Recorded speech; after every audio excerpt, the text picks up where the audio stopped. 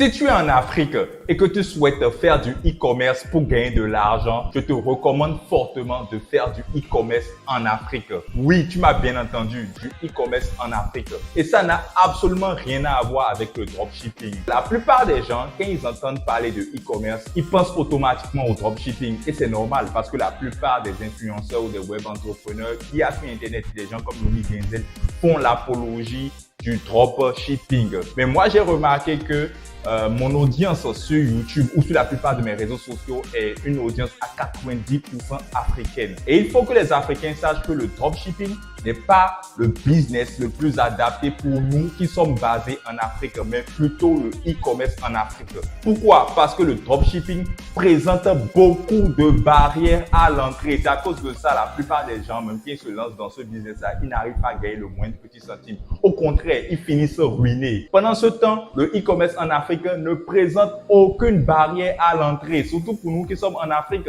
Et je vais t'expliquer pourquoi c'est dans ce business-là. Tu dois te lancer si tu es en Afrique et si tu souhaites gagner de l'argent maintenant et sur le long terme. Quand tu veux faire du dropshipping, la première barrière à l'entrée que tu rencontres, c'est le budget. Le dropshipping nécessite beaucoup d'argent. En premier lieu, tu as besoin d'abord d'argent pour créer ton site. Et non seulement ça, tu dois payer Shopify chaque fin du mois. C'est un abonnement mensuel. Et si tu arrêtes de payer Shopify à la fin d'un mois, ils vont couper ton site. Alors que quand tu veux faire du e-commerce en Afrique, tu n'es pas obligé de créer un site. De toute façon, la plupart des Africains n'achètent pas forcément sur des sites internet. Tu peux leur présenter tes produits sur tes réseaux sociaux, Facebook, TikTok ou encore Instagram. Si le produit leur plaît, ils vont les acheter tout simplement. Donc, pas besoin d'investir quoi que ce soit dans la création d'un site internet ou pas besoin de payer des abonnements pour avoir ton site internet qui restera 24 heures sur 24 en ligne. De deux, avec le dropshipping, tu vas dépenser très sérieusement dans la publicité. Pourquoi? Tu dois savoir que le dropshipping vise essentiellement le marché occidental. Alors que quand tu fais de la publicité vers le marché occidental, tu es obligé d'avoir un gros budget de publicité. Pourquoi? Parce que là-bas, la concurrence est rude. Peu importe le produit que tu prends en dropshipping, je te promets qu'il y a beaucoup d'Occidentaux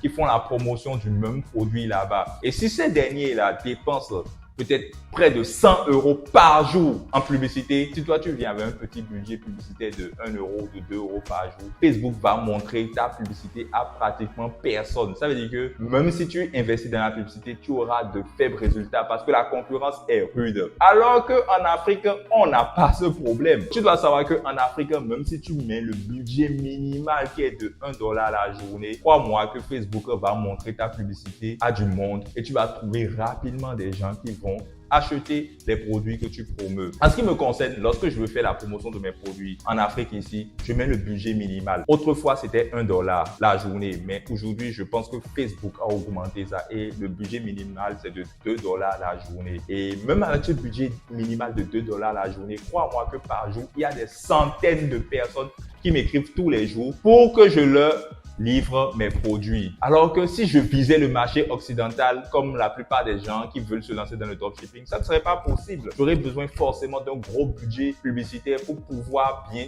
avoir des marges intéressantes là-bas. Et la plupart des gens n'ont pas ce budget-là. Donc, pourquoi se casser la tête à aller vers des business qui ne sont pas de votre niveau? Donc, le e-commerce en Afrique, c'est parfait. Et d'ailleurs, même, en Afrique, tu n'es même pas forcément obligé même de dépenser dans la publicité parce que si tu sais bien créer du contenu sur les réseaux sociaux, surtout TikTok par exemple, il suffit que tu poses du contenu constamment sur TikTok, tu vas voir que TikTok va montrer ta vidéo publicité à du monde sans que tu ne sois obligé de leur payer quoi que ce soit. Donc gratuitement aussi, tu peux avoir des gens qui vont commander tes produits sur TikTok sans que tu ne sois obligé de dépenser un seul franc dans la publicité. Mais si tu vises le marché occidental, je pense que ce sera beaucoup plus compliqué pour toi. Il faudrait que tu investisses de grosses sommes dans la publicité. Une autre raison pour laquelle je recommande aux Africains de se lancer dans le e-commerce en Afrique, contrairement au dropshipping, c'est à cause du contrôle. Quand tu fais le e-commerce en Afrique, tu as 100% de contrôle sur ton business, alors qu'avec le dropshipping, c'est pas le cas. Je m'explique.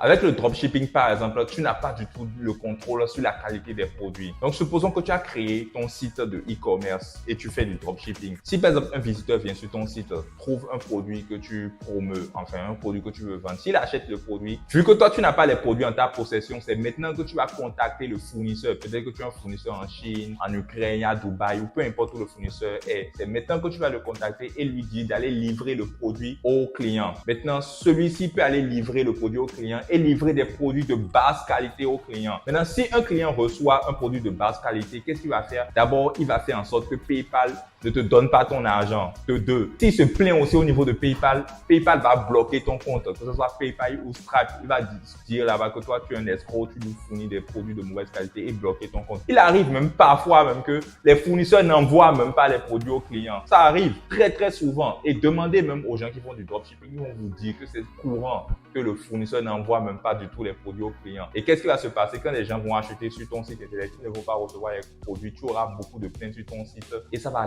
gâter ton business. C'est à cause de ça, je disais que avec le dropshipping, vous n'êtes pas sûr de gagner de l'argent sur le long terme. Mais ce n'est pas tout. Avec le dropshipping, tu n'as également pas de contrôle sur la livraison. Pourquoi? Tu dois savoir aussi que c'est quand quelqu'un commande sur ton site que toi, tu dois appeler le fournisseur pour lui dire d'aller livrer. Le fournisseur, lui, peut prendre son temps pour livrer le client. Au lieu de livrer le client en 2 jours, il peut livrer le client en 1 semaine. Le client va se plaindre. Et tout ça là, qui va payer les pots cassés, c'est toi parce qu'il va dire que tu fournis un service après-vente de mauvaise qualité. Alors qu'on n'a pas tous ces problèmes-là avec le e-commerce en Afrique. Déjà, au niveau des produits, de la qualité des produits, tu as 100% de contrôle sur la qualité des produits parce que déjà, avec le e-commerce en Afrique, les produits sont en ta possession. Tu vas commander des produits en Chine et ensuite tu vas acheminer les produits chez toi dans ton pays. Donc tu auras les produits en ta possession. Tu sauras que les produits sont de qualité. C'est vrai que tu es à 100% sûr que tu fournis des produits de bonne qualité à tes clients. Ça fait un. La livraison. Vu que les produits sont avec toi aussi, quand un client commande un produit, tu peux lui livrer rapidement. Et déjà, même quand tu fais le e-commerce en Afrique, je te recommande de cibler essentiellement les gens qui vivent non loin de toi. Donc c'est facile pour toi de leur livrer. Donc il y aura aucun retard au niveau de la livraison. Ce qui fait que, en fait, vu que tu as le contrôle sur la qualité des produits et sur la livraison, c'est un business qui peut te permettre de gagner de l'argent maintenant et sur le long terme. Vu que tu es sérieux et que tout le monde reconnaît que tu es sérieux, avec le temps, ton business même ne va cesser de s'agrandir. Une autre raison importante pour laquelle je recommande le e-commerce en Afrique aux Africains, contrairement au dropshipping, ce sont les moyens de paiement. Tu dois savoir que lorsque tu fais du dropshipping, quand tu vises l'Occident, les Occidentaux de façon générale, eux, ils ont l'habitude de payer par carte bancaire ou encore par PayPal. Maintenant, si tu veux fournir des moyens de paiement adaptés aux Occidentaux, c'est-à-dire par carte bancaire ou par PayPal, tu dois avoir un compte Stripe ou encore un compte PayPal. Généralement, pour avoir ces comptes-là, tu dois créer une entreprise offshore. Ça va te demander de l'argent. Il faut au moins investir près de 100 000 francs CFA pour créer une entreprise offshore. De deux, quand tu veux aussi avoir ce genre de compte-là, il est important aussi que ton fournisseur soit très très sérieux parce qu'il suffit juste qu'il ait un retard au niveau de la livraison ou bien que le fournisseur fasse un truc bizarre. Les clients, ils se plaignent automatiquement au niveau de PayPal et Stripe et ils vont bloquer ton compte. Même si tu as de l'argent dans ton compte, je vais t'expliquer un truc. Tu peux